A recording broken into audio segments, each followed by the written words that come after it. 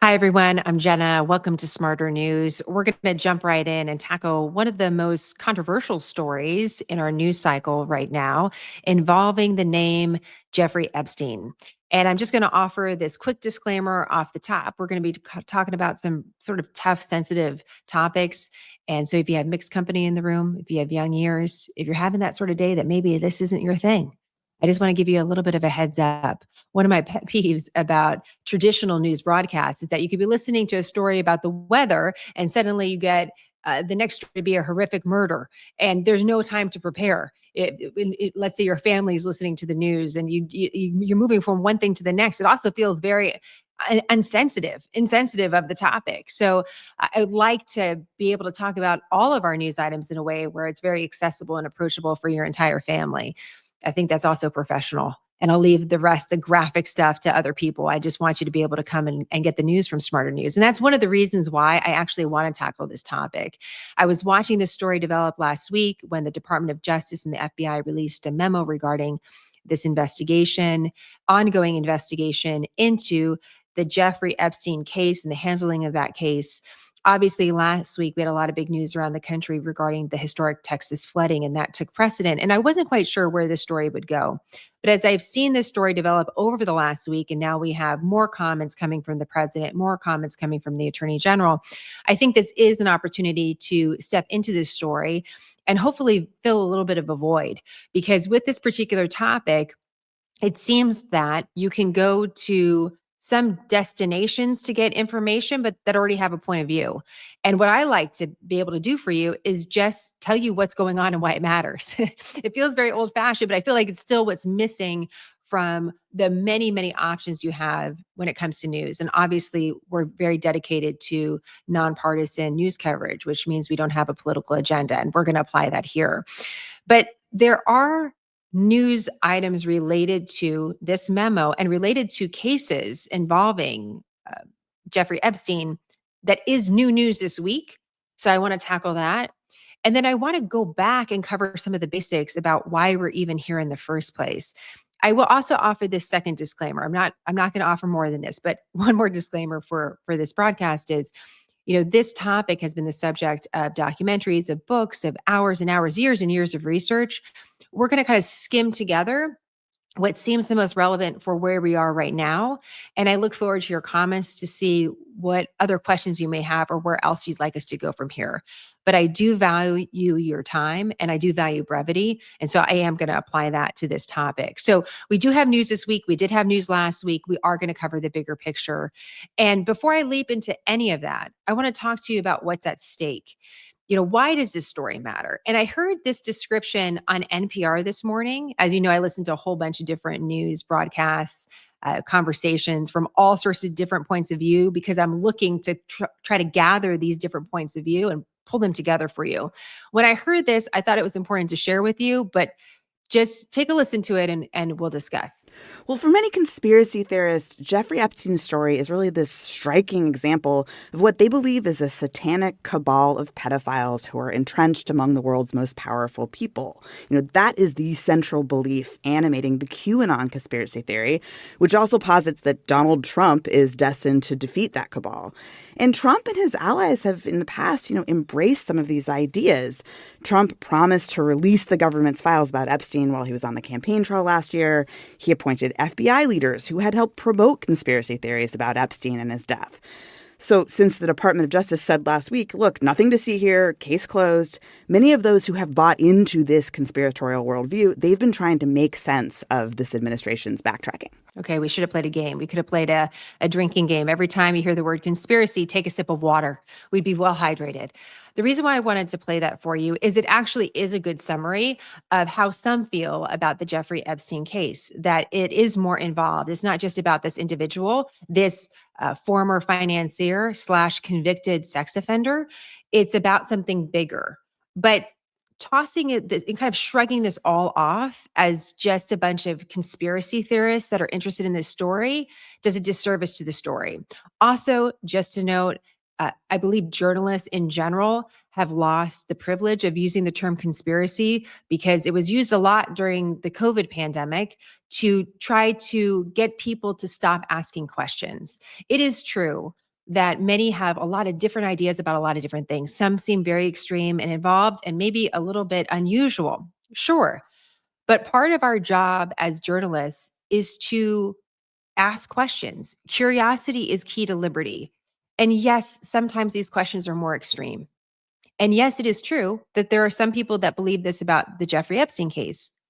It is also true that this story could be about nothing about that for some. And what it really begs is the question about whether or not there's a double standard of justice in America. If you're rich and you're famous and you're close to power, are you truly equal under the rule of law?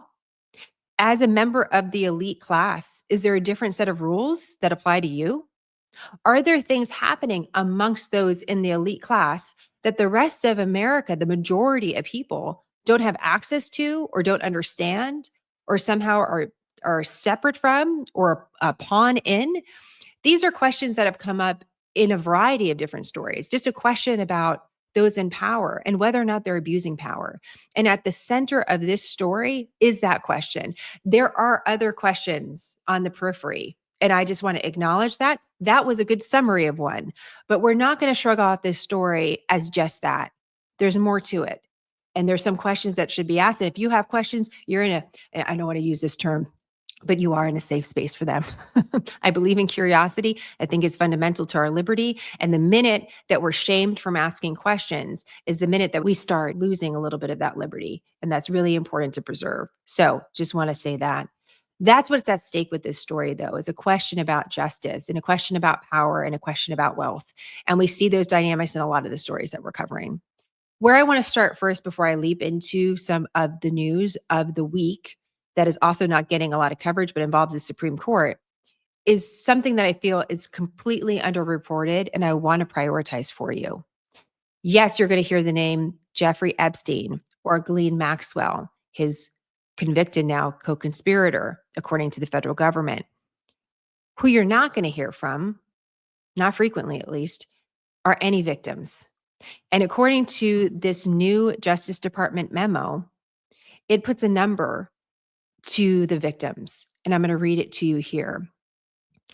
Consistent with prior disclosures, this review confirmed that Epstein harmed over 1,000 victims.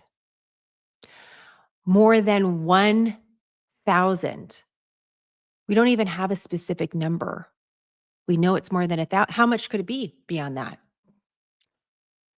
Over 1,000 victims. Most of them we're never going to hear from. We're not going to know their names. We're not going to see a picture of them. We're not even going to get an understanding of what potentially happened to them. That's part of the reason, by the way, that the Justice Department is saying that there's not going to be more released on this investigation, is protecting these victims. But we're going to prioritize these victims at Smarter News because they're going to get the least amount of attention. And at the core of this case is allegedly this crime that Jeffrey Epstein was never convicted of by the federal government that include harming so many people, so many people. And we're going to acknowledge those victims and we're not going to forget them. Because again, going back to those themes about power and justice and wealth, it's the question of who gets hurt in the process. And now we have a number. We have a number here that gives us an idea of how serious this alleged, again, criminal enterprise was. I keep using that term only because Jeffrey Epstein never went to court. According to the US government and according to this memo, he committed suicide in prison. So he never had his day in court. And that's the way the justice system works, innocent until proven guilty. And this is also why this document's really important, because it talks about the seriousness of the crimes as well as telling the public that we're not going to hear a lot more about it, at least not from this Justice Department. So keep the victims in mind as I'm going to go on to the next part of this story. What is the news that we have this week? Well, we have really interesting news regarding Ghislaine Maxwell. Remember, she's the person that was convicted of several crimes related to activity that federal prosecutors said was in conjunction with Jeffrey Epstein. I'm going to go through a timeline in a little bit to kind of, again, put a foundation under our feet. But she's convicted of these crimes. She's serving time in prison. What she has said and what her lawyers have argued from the very beginning is that she should be protected by a plea deal that Jeffrey Epstein made back in the early 2000s when he was being prosecuted in the state of Florida. And the deal that he made said essentially that anyone that was alleged co-conspirators could not be charged in relation to his crimes that he admitted guilt for. Ghislaine Maxwell's name was not part of this deal. The plea deal also said that he could not be prosecuted by the federal government. So it was an interesting plea deal because it eliminated for the crimes that he was being charged by the state of Florida, he was not going to be charged by the federal government, and his alleged co-conspirators could not be as well. There's been a lot of questions about this deal and how one gets a deal like this. In fact, it's one of those questions that was raised by the Miami Herald a few years ago that sort of led to the reigniting of questions about Jeffrey Epstein in a more in a way that put a media spotlight back on him and arguably led to his arrest and these charges that he faced right before his suicide. So Ghislaine Maxwell's attorney has been saying she's protected. She's protected because of this deal. Now, there's been 2 judges that have said that's not the case. Nope, you have to face the music. These charges were different. The federal prosecutors did charge Ghislaine Maxwell in New York and charge her for crimes going back many, many years related to Jeffrey Epstein. She's been convicted. But her lawyers appealed to the Supreme Court. And the news this week was that our government, so the Department of Justice, had to respond to these lawyers appealing to the Supreme Court. So if you have a lawyer and you're appealing to the Supreme Court, you can do so. You have a filing. And then the Justice Department would have to file a response. And there was a deadline that the Justice Department had to do that this week, and they did. Obviously, they disagree with the argument by the attorneys for Ghislaine Maxwell, and we have no idea whether or not the Supreme Court will take up this case. The Supreme Court gets, tons and tons of cases get appealed to the Supreme Court, but the Supreme Court takes very, very few. There's no timeline or sort of tea leaves that are going to suggest whether or not the Supreme Court gets involved here. But it is interesting that you could see a case related to Jeffrey Epstein potentially wind up before the Supreme Court. Not likely because these other judges have been consistent, but you never know. You never know. And that could happen here. So just even knowing that that news is taking place, I think is important because it's not getting as much attention as what I'm about to talk to you about next, which is this memo, this U.S. Department of Justice Federal Bureau of Investigation memo that came out last week. Quick side note, by the way, sort of interesting. I thought you would find this interesting. You know, one of the laws that Ghislaine Maxwell was prosecuted, one of these crimes that she was prosecuted for and convicted for ties back to the Mann Act. I recorded a short broadcast on this right before the trial of Sean Combs, P. Diddy, because he was being prosecuted because of the Mann Act, which is a 100+ year law that has stood, that is put in place to prevent the transporting of individuals across state lines for the purpose of committing a crime. This comes up in sex trafficking cases. And so Ghislaine Maxwell was successfully prosecuted because of that law. And that's the same law that you see that was a part of the P. Diddy trial and case, also R. Kelly, and several others. So it's one of those laws that keeps coming up. It's a federal law, and that's why we see it in federal court. That's also why in a federal court, we don't have video in the courtroom, so we don't have as much access as other cases. So just sort of an interesting thing just to make note of. So let's talk about this memo from the U.S. Department of Justice and the FBI. What this memo says in summary, and I'm going to read a little bit of it to you, I'm also going to link to it, is that there's no there.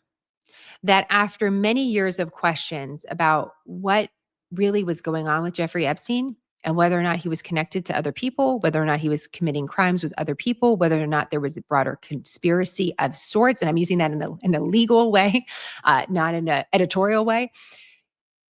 What they're saying is that there's not that. There's all these questions about Jeffrey Epstein. Did he actually commit suicide? Does he actually have a client list of some sort? Meaning that, did he commit crimes? And then was he committing these crimes on behalf of other people in a secret way, even a secret society? Like, what was actually happening here behind closed doors? And what do we need to know about it? And again, why does that matter? Well, how did this happen? How did this happen that you had more than 1,000 victims and someone that was so close to power? How does this take place? And so this was a question that has come up specifically in conservative circles, although others, it hasn't been totally along political party lines, but there's definitely been more of an interest coming from conservatives and those that support President Trump and do see him as an antidote to the big state or government that's been protecting itself and not really working for the people.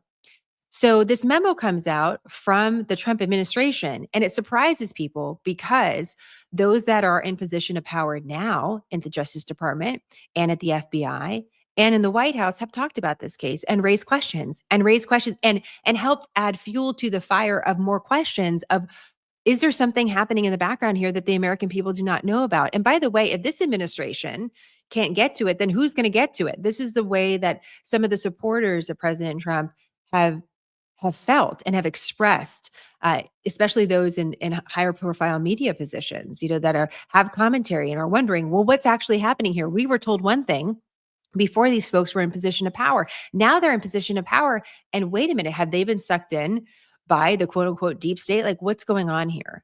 So let me just read for you just a little bit. Again, I'll link to it. It's not long. It's a page and a half. And the brevity of it is part of the story. So let me just read to you this one paragraph. It talks about how much material in general investigators have gone through, kind of rehashing part of the investigation that took place into him in the first place.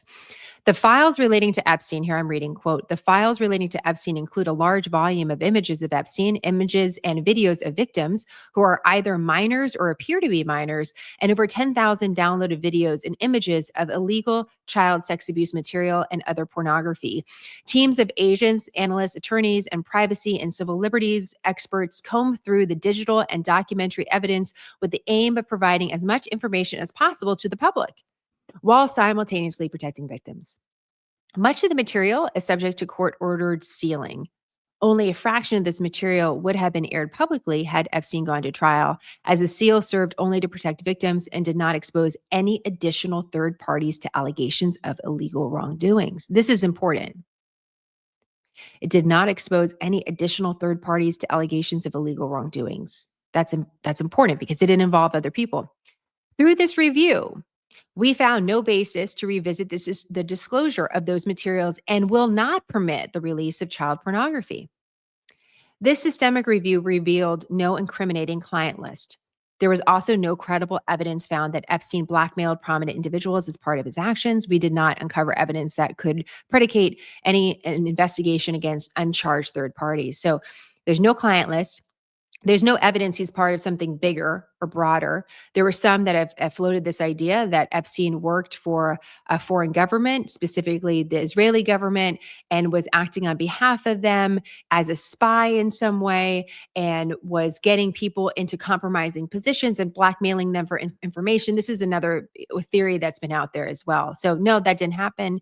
And by the way, there's not going to be anybody charged for this. So case closed. That's the end. That's what the memo says. So this is very this provides a juxtaposition to what others have said, including those in position of power, like the FBI director in the past, of saying, hey, this information is all out there. We got to give it to the public because the public should be able to see what was going on here behind closed doors. And now those same people are saying, nope. I mean, there's no case there, but you're still not going to see anything.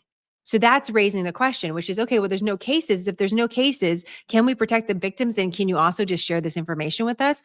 Also, I just want to mention this term minor or child pornography obviously conjures up, just a horrible, dark, evil crime. But it's also vague in that it's our understanding based on past legal prosecution of Epstein that we're talking about teenagers. And I just want to mention that because child pornography, I mean, when I think child, I think of a really young child. And that's a question that this actually raises, is that we don't know anything about the victims. We don't know, are all of them minors? How old? What was the youngest? Who are these people? Like, are they okay now? Who are they? And yes, we want to protect the victims, but we get very little information when the language like that is vague. It can lead to some other thinking. And so I cannot confirm or deny that, but I just wanted to mention that to you because it's the first thing I thought when I read it. I was like, child pornography. This is like, what are we actually talking about here? What's also important in this story, though, and gets lost, and what I want to review real quick here for you, is that Jeffrey Epstein faced some similar charges in 2005 that he faced by federal prosecutors in 2019. And that was related to crimes in the early 2000s, maybe even late 1990s.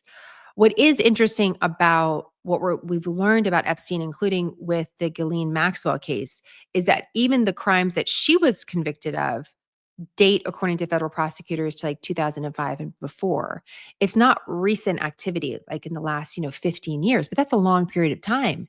And he was around a lot of people in power. So are we to believe that no crimes were committed, only the crimes were committed until 2005, 2006, 2007, when he had this plea deal with the state government in Florida, and then never committed another crime again? This is why these memos are bringing up, this memo in particular is bringing up questions. So just quickly in review, in 2005, police in Palm Beach, Florida began investigating Epstein after a 14-year-old girl reported she was molested by him at his Florida mansion. In 2006, he was arrested because of a grand jury investigation. So his peers, jury of your peers, prosecutors put this in front of them and they said, yeah, go get that guy, arrest him, and charge him under a single count of soliciting prostitution. The FBI is starting to investigate at this point, but we're still in 2006. So we're talking about almost 20 years ago that this took place. In 2007, under a secret non-prosecution agreement, a plea deal, the U.S. Attorney's Office in Florida agrees not to prosecute Epstein for federal crimes. They're going to prosecute him for state crimes. In exchange, Epstein agreed to plead guilty to the state indictment against him and another charge that requires him to register as a sex offender. So he was a registered sex offender at the time of his death. He also had to pay monetary damages as well. And so also, in addition to this deal, is this additional deal for co-conspirators. So let co-conspirators happens at that time. In 2008, Epstein pleads guilty to 2 Florida state charges, soliciting prostitution and soliciting prostitution from someone under the age of 18.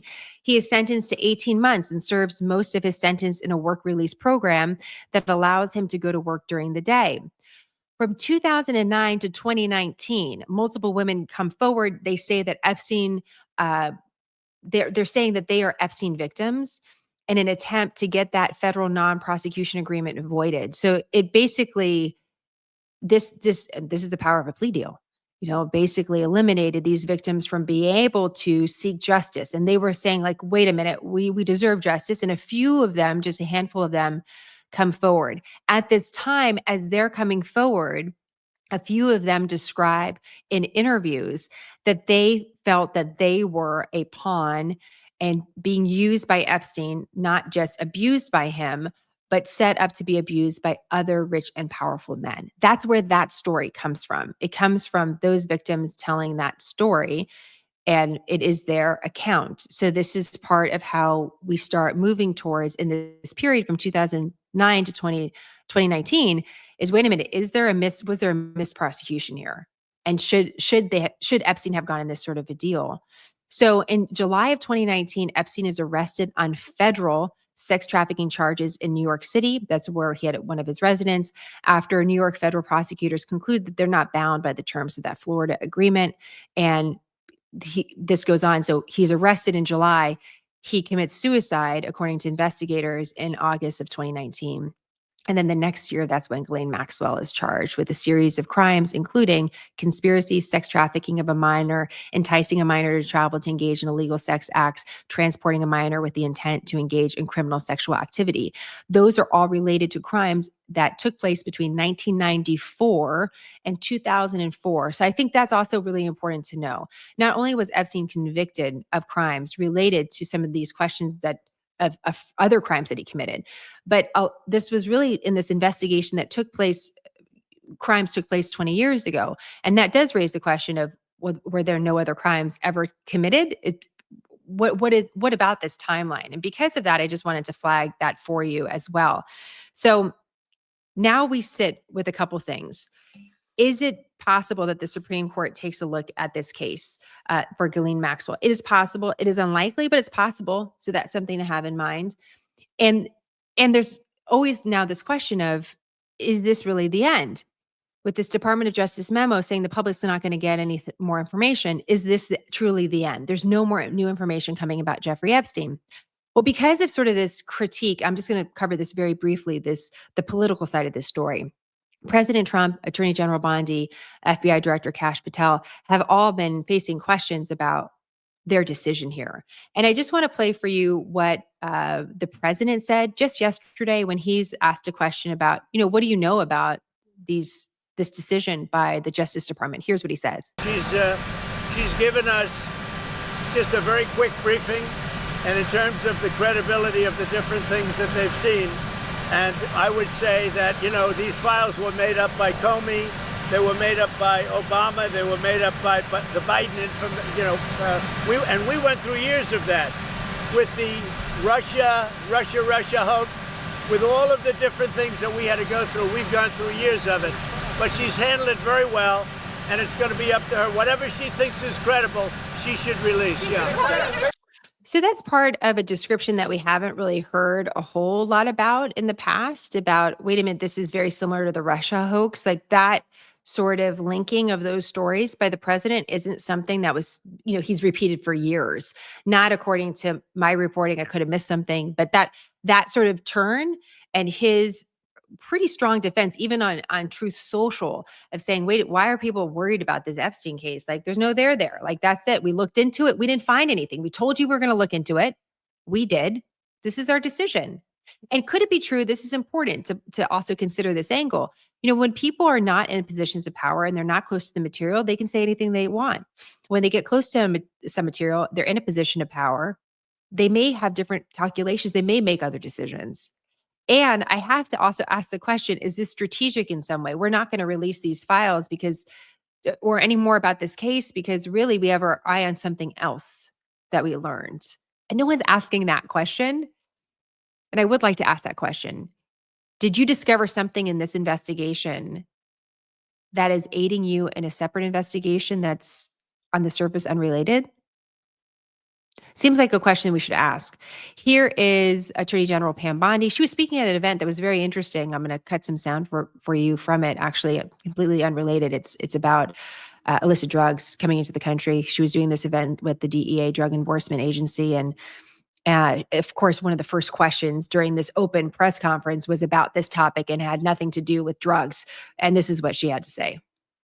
This today is about fentanyl overdoses throughout our country and people who have lost loved ones to fentanyl. That's the message that we're here to send today. Nothing about Epstein. I'm not going to talk about Epstein. So she went on to say, she has a very close relationship with the FBI. She spent a lot of time with the FBI director. She feels she has a full confidence in the president. I'm just sort of summarizing. But this story isn't really going away. And in a recent interview with the podcaster, Benny Johnson, Speaker Johnson of the House, no relation from what I know, although I actually asked Benny Johnson that, said, well, I think more things should be released. So there are Republicans that are in sitting office right now that are also saying, well, wait a minute, you're going to have to give us more than that. You can't just say there's no there. We're not going to do anything. You can't see anything. The end. Not after years of questions. It's not going to work for the public. It is an interesting, just from a media perspective. And, one of the things I find really fascinating as a journalist is the way people tell stories, the way that they share information. And after so many years of doing this job, I always am watching, well, when are people releasing things and how are they releasing things? And as some of you know, I'm always suspicious when something gets released on a Friday afternoon because we know that it's not going to really hit the news cycle until Monday. Yes, we have 24-hour news rooms, but a lot of people check out on the weekend. So if I want something to go away or I'm announcing layoffs or I'm doing something that's not particularly popular, I'm going to put it out on a Friday afternoon. It's an old trick. It's been around for years. It doesn't matter, Democrat, Republican, whatever. It doesn't, corporations use it. So I do find that kind of interesting timing of things, and seeing this memo be released on what it looks like it was released first to Axios, a news site that has close ties to Washington, D.C., not necessarily friendly of the administration, but not necessarily antagonistic. According to my reading of this, they were the first ones that had access to the memo. The memo was very difficult to find. Again, released on a Sunday night, but it was a weekend of July 4th. There was also a huge historic flood that took place in Texas. There were a lot of media outlets and focus on obviously a really important story. I thought that was sort of curious. On a Sunday night, you're going to release it. Also, Sunday night wouldn't be what I choose because then it's going to push into the leading story of the week. But if I did want to sort of not get a lot of attention, I might release it during a time when there's a much bigger story that's very obvious. And it is hard to cover a memo like this when you're talking about, a deadly event. So, one of the ways that you could avoid critique, and I'm not giving this advice to this administration, but I'm just thinking through this, is that instead of saying there's nothing here, you could have said, well, here's 3 things that we learned, or here's 3 things that we think are important for the public to know, or here's one more. Like, you could give people a little something. Part of this memo is like, there's nothing. There's a little video of like outside of Epstein's jail cell as investigators are again saying that he committed suicide and there's no foul play. But other than that, there's not much. And that's what leads me to my final question, which leads me back to our very first point. One of the reasons why we cover stories like this is because of those bigger questions about power and justice and how to prevent something bad from happening again. Our U.S. Justice Department has come out and said that there were more than 1,000 victims. The question is, how did that happen? How did we as a society allow that to happen? How did our legal system not catch that? How did the criminal system not catch that? How did communities not catch it? How do we prevent it from happening again? What about these victims? How do we make sure it doesn't happen again? And without more information, it's really hard to tackle that topic because then it begs the question, we really saying, and this is what the Justice Department is saying, that there's more than 1,000 victims and there were only 2 people involved, Jeffrey Epstein and Ghislaine Maxwell, and not another soul. That's what they say. The question is, what do you believe? And we can keep asking that question. So I'm curious about that. What did we learn from this to make sure this doesn't happen again? If this is just truly a one-off with 2 people, we'd like to know. What can we learn from this? So curious, your questions and comments. Hopefully you find this a little bit helpful. It's a mix of a report, a little bit of a reporter's notebook where we take a look at how the information is being provided and delivered. Again, a tough topic, but hopefully you feel a little bit more equipped on it about why this story continues. And I really wonder, and I don't know the answer to this, about where it goes from here. Some are even calling for the resignation of the Attorney General or even just pontificating about it. So does it reach that sort of level or does this go away? Just like the Justice Department is putting on paper. So more as we get it. I'll cover this as it comes along. Are there pieces to this story you would like to hear more about? I'd love to hear that from you. It's like choose your own adventure news. Let me know and I could go do a little bit more investigating and reporting. But I hope you find this helpful and I look forward to your questions and comments and we'll always have more on smarternews.com. Thank you for your support of quick, concise, nonpartisan, Smarter News. Have a great day, guys. I'll talk to you later.